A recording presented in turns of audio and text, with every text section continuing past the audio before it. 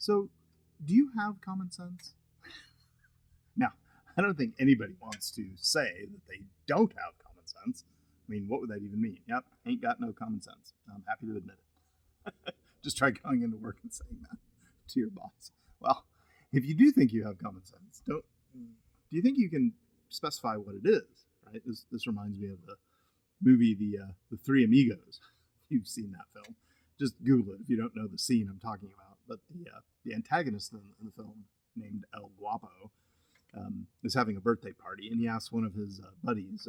He says, "Are there a lot of pinatas for my birthday party?" And the man says, "Yes, there's so many pinatas at your birthday party." And El Guapo says, "Well, do I have a plethora of pinatas for my birthday party?" And well, unfortunately, the dude he's asking doesn't know what a plethora is, and it's rather embarrassing for him. So watch the clip if you don't know what a plethora is, or if you haven't seen the movie.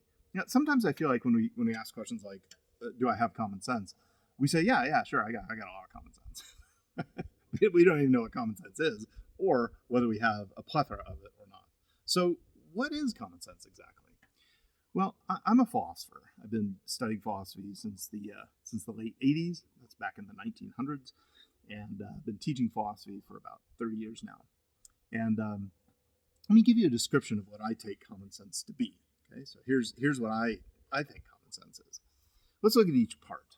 First, by common, I mean two things. I mean that the nature of reality can be had in common by multiple people simultaneously.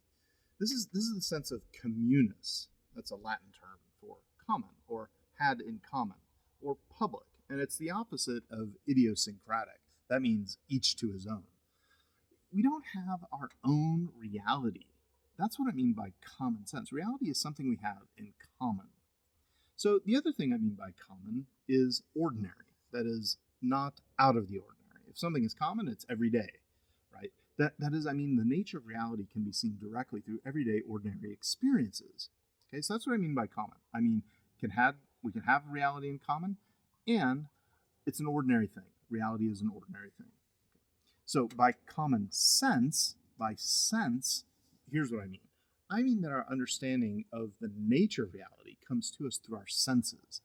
I take the notion of senses to be very broad, that to include not just our five senses, but also our intellectual senses, that is, our mind. So it's an interior sense and a exterior sense, both of these. So do you have common sense? Well, if you're a human being, then the answer is yes. You do. You have it. If you're human, you have access.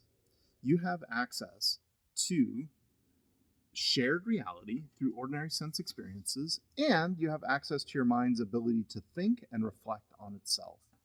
So, what's the point of having common sense in the philosophical understanding of it? Like, what's the purpose of it?